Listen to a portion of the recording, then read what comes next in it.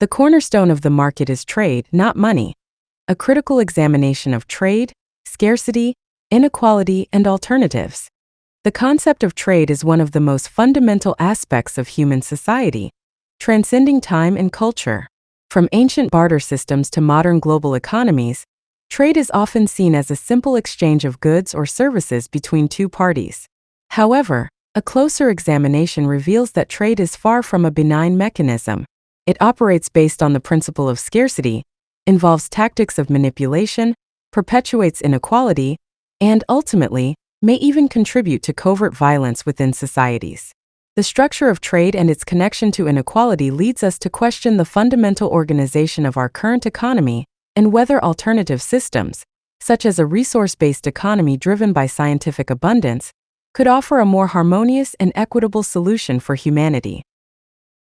To explore this argument, we will examine the role of trade in human society, its inherent link to scarcity, the deceptive tactics often involved, and the long-term social consequences, culminating in a comparison of primate societies that offers insights into the benefits of abundance versus scarcity-driven environments. Trade, not money, is the cornerstone of the market. Many individuals mistakenly believe that money is the cornerstone of the market.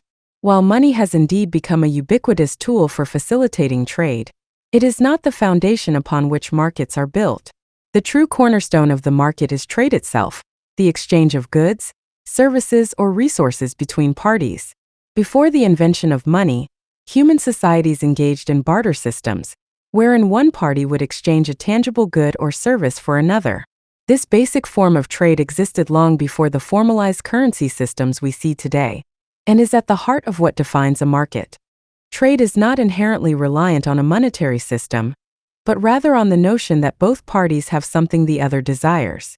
The introduction of money has merely simplified the process of exchange by providing a standardized medium of value. However, the underlying principle remains unchanged. Trade is about the exchange of resources.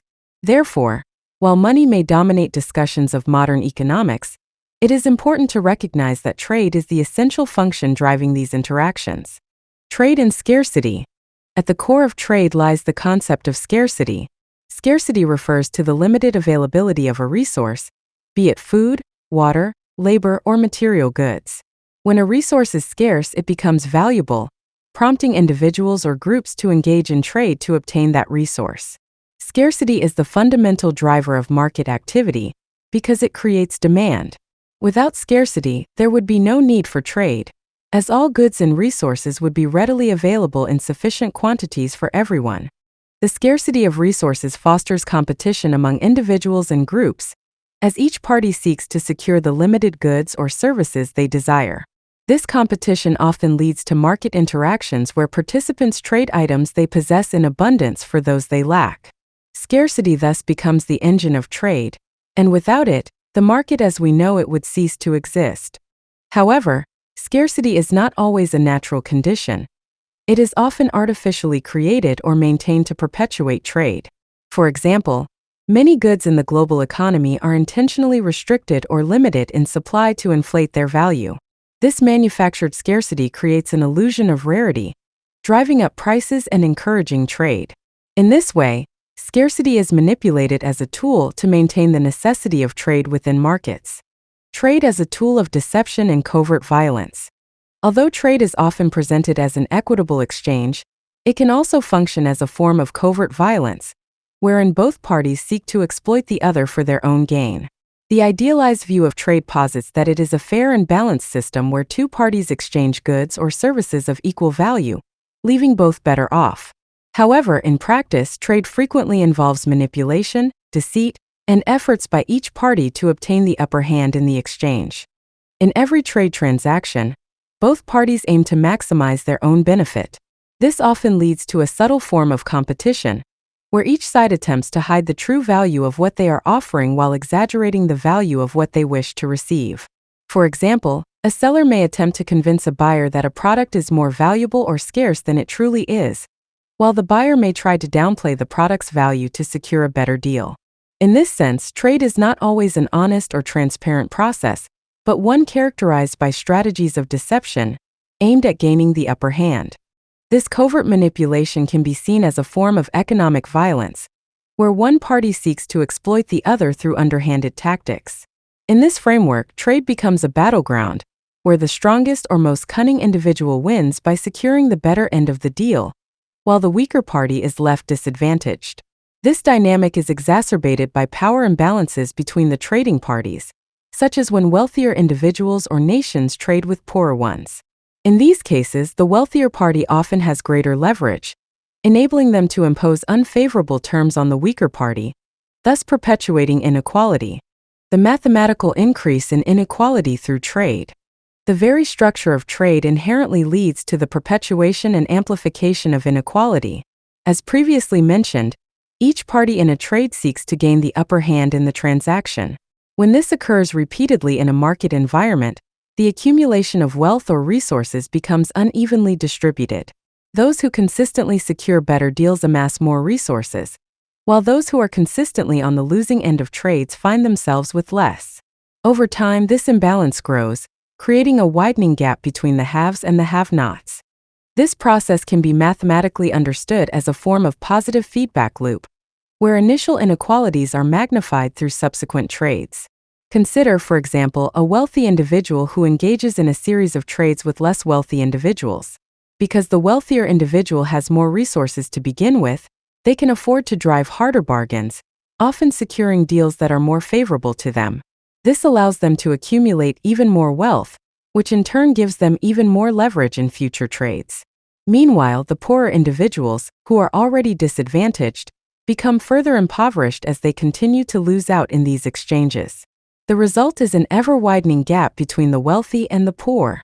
This dynamic of inequality is not limited to individual transactions, but extends to the broader market as a whole. When we consider the global economy, we see that wealthier nations or corporations often exploit poorer nations or smaller businesses in trade negotiations.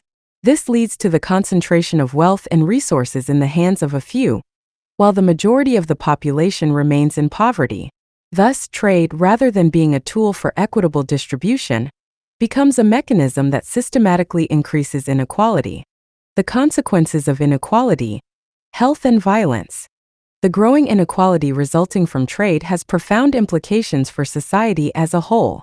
One of the most significant consequences is the deterioration of public health. Studies have consistently shown that societies with greater income inequality tend to experience worse health outcomes. The reasons for this are multifaceted, but they often stem from the fact that individuals in lower socioeconomic brackets have reduced access to healthcare, healthy food, clean water, and safe living environments. In addition, the chronic stress associated with poverty and economic insecurity takes a toll on both physical and mental health, leading to higher rates of illness and mortality. Inequality also fosters social unrest and violence. As the gap between the rich and poor widens, the disenfranchised population grows increasingly frustrated with their lack of access to resources and opportunities. This frustration often manifests in the form of crime, protests, and even violent conflict. Historically, societies with large wealth disparities have been more prone to revolution and social upheaval, as the lower classes seek to redress the imbalance by any means necessary. Research has shown that income inequality is one of the strongest predictors of violent crime rates. When individuals feel that they are being systematically excluded from the benefits of society, they are more likely to resort to violence as a means of survival or as an expression of their grievances. This creates a vicious cycle, where inequality breeds violence, which in turn destabilizes society and further entrenches the divisions between rich and poor. Moving beyond trade, a resource-based economy. Given the inherent flaws in the current system of trade, it is worth considering whether there might be alternative models for organizing human society that do not rely on scarcity and competition. One such alternative is a resource-based economy, a concept popularized by thinkers such as Jacques Fresco, founder of the Venus Project. In a resource-based economy, goods and services are distributed based on need rather than profit, and the abundance of resources is ensured through the application of science and technology. The key premise of a resource-based economy is that scarcity is not an inevitable condition, but rather a result of inefficient or exploitative resource management. By using advanced technology to increase the efficiency of production and distribution, it is possible to create an environment of abundance where all individuals have access to the resources they need to live fulfilling lives.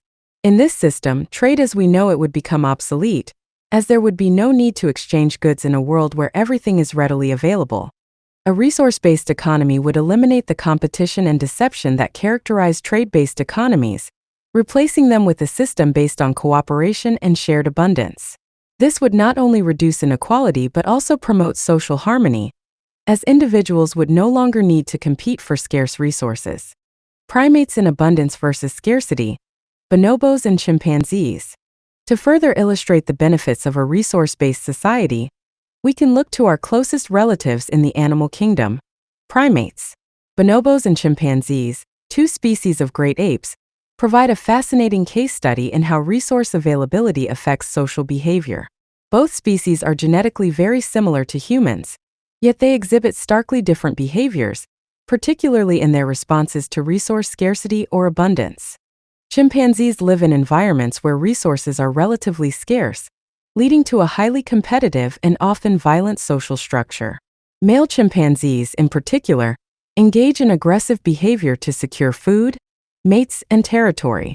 This competition frequently results in violence, both within and between groups, as individuals struggle to secure their share of the limited resources. In contrast, bonobos live in environments with greater resource abundance, where food is more plentiful and evenly distributed. As a result, bonobos have developed a much more peaceful and cooperative social structure.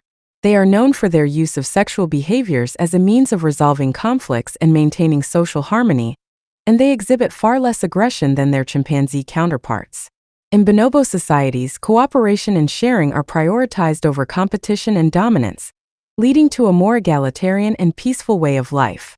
The comparison between bonobos and chimpanzees underscores the impact of resource availability on social behavior. In environments of scarcity, competition and violence become the norm, while in environments of abundance, cooperation and peace prevail. This suggests that if humans were to adopt a resource-based economy focused on abundance rather than scarcity, we could create a society more akin to that of the bonobos, where harmony and cooperation replace competition and conflict. Conclusion: a new vision for human society. In conclusion, while trade has long been the cornerstone of human markets, it is not without its flaws. Trade operates on the principle of scarcity and often involves deception, perpetuating inequality and contributing to social unrest and violence. As the gap between rich and poor continues to widen, the negative consequences for public health and societal stability become increasingly apparent. A resource-based economy, which prioritizes abundance through scientific and technological innovation, offers a compelling alternative to the current system. By eliminating the need for trade and fostering cooperation over competition, such a system could create a more equitable and peaceful society. The comparison between bonobos and chimpanzees further highlights the potential benefits of an abundance-based society, where cooperation thrives in the absence of scarcity. As we move forward, it is crucial to question the structures that underpin our economy and explore alternative models that prioritize human well-being and social harmony. A shift towards a resource-based economy could pave the way for a future where inequality is diminished, health is improved, and violence becomes a relic of the past.